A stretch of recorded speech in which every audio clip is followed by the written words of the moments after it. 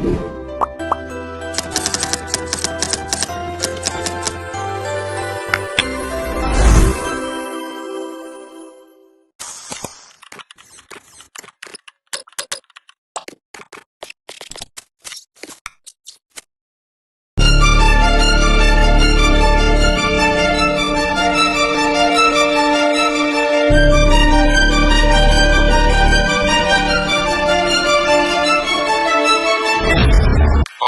standby, kamera ready, sound ready, 3, 2, 1, action.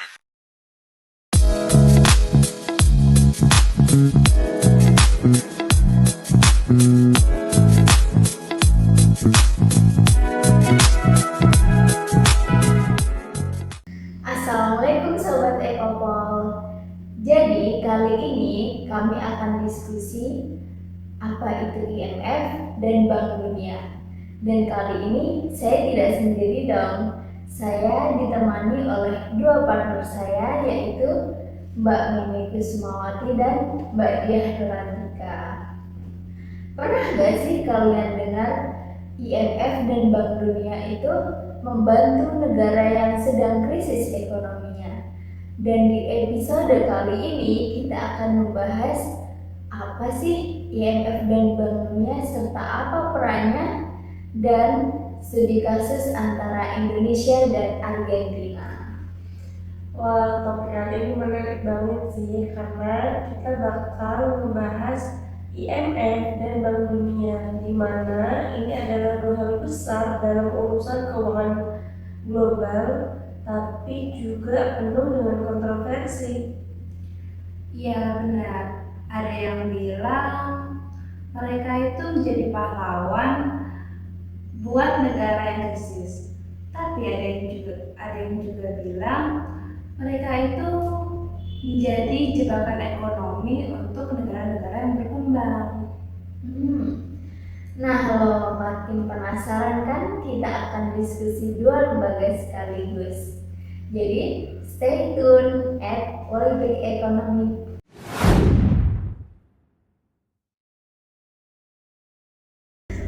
Oke, boleh dong Mbak Meme dan Mbak Dia menjelaskan secara singkat apa sih IMF dan Bank Dunia?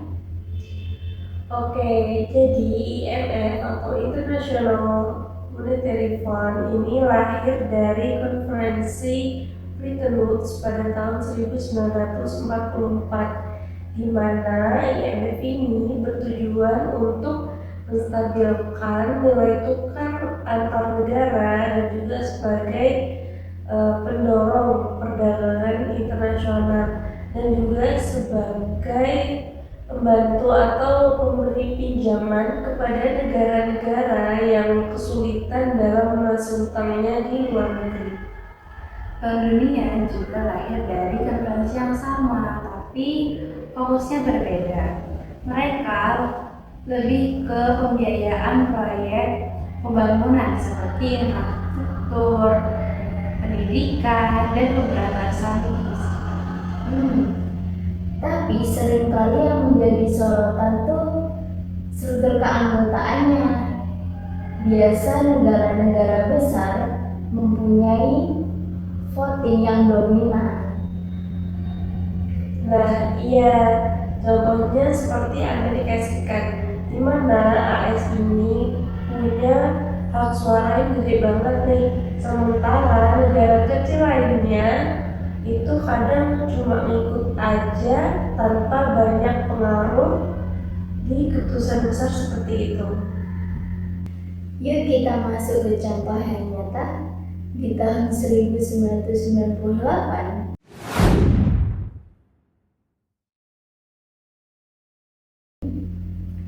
Pada saat itu Indonesia lagi berat-beratnya.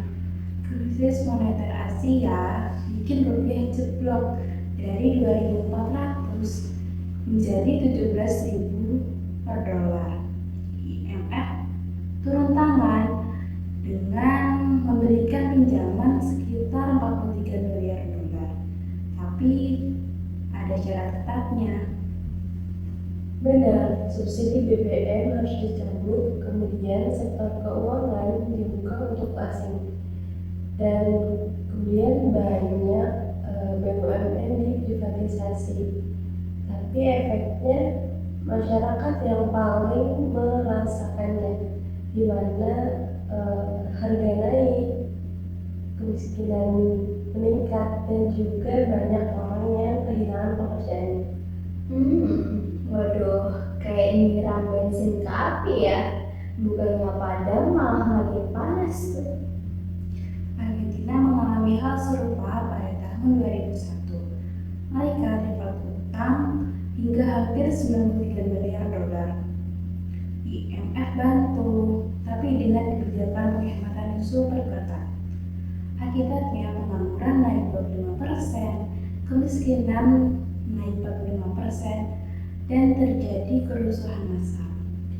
Bahkan sampai ada loh istilah IMF riot, karena banyak negara setelah mendapatkan bantuan justru malah dihantui keresahan sosial. Dan belakangan ini Sri Lanka juga mengalami hal yang sama. Bukannya kembali ke cerita masa lalu ya, tapi ini realita yang sering terjadi sampai saat ini.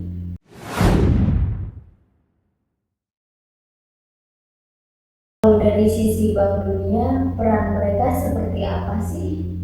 Di atas kertas, mereka bantu pembiayaan jangka panjang. Contohnya, pembiayaan untuk jalan tol, jembatan, rumah sakit, dan program sosial. Tapi seringkali mereka kurang memperhatikan kondisi sosial dan lingkungan setempat. Sebagai contoh, banyak warga yang harus digusur karena proyek infrastruktur. Dalam hal ini alam pun ikut rusak. Jadi niatnya mungkin mulia, tapi pelaksanaannya masih sering bermasalah ya. Benar, itu yang bikin banyak aktivis mulai mempertanyakan siapa sih sebenarnya yang paling diuntungkan dalam proyek Bank Dunia ini. Kita ulik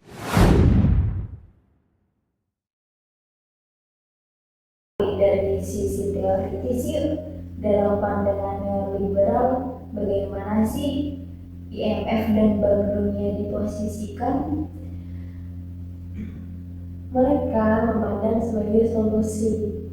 Neoliberal mengakui bahwa pasar bebas dan liberalisasi akan otomatis menumbuhkan ekonomi dan efisiensi. Tapi dalam kacamata Marxis, IMF dan Bank Dunia itu alat kapitalis global. Negara miskin dibuat bergantung pada utang, terus sumber daya mereka dieksploitasi habis-habisan. Beda perspektif, beda tafsir ya.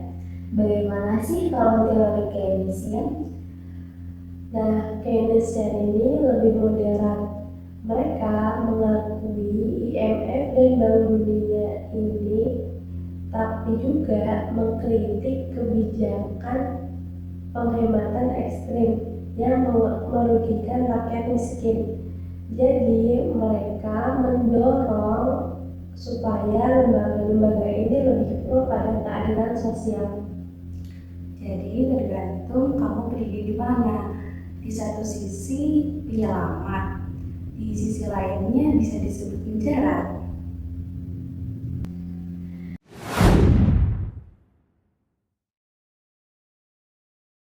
Baik, sekarang kita lihat dari sudut pandang yang berbeda dari ekonomi Islam. Mungkin bisa dimulai dari Mbak Diah. Ekonomi Islam dengan tegas menolak riba, sedangkan dari pinjaman yang dilakukan IMF dan Bank Dunia itu keseluruhannya lebih ke berbasis pada bunga atau riba ya. Nah, udah nggak cocok nih dari awal. Selain itu, Islam menekankan keadilan dan distribusi kekayaan, bukan rute yang terus-menerus, tetapi membangun sistem yang saling menopang. Contohnya zakat global, dana wakaf produktif, dan dana solidaritas antar negara muslim. Jadi Islam mempunyai alternatif yang gak cuma bebas riba, tapi juga lebih manusiawi dan berkelanjutan ya.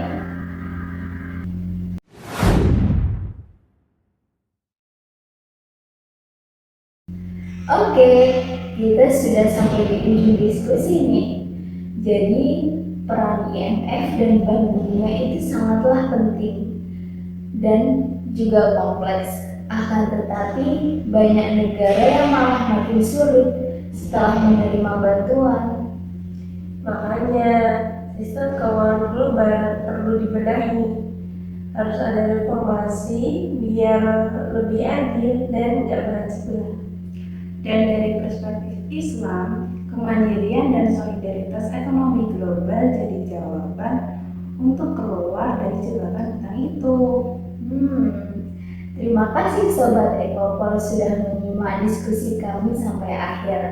Semoga dengan adanya diskusi ini bisa menambah sudut pandang yang baru bagi kalian semua. Sampai jumpa di episode selanjutnya. Wassalamualaikum warahmatullahi wabarakatuh.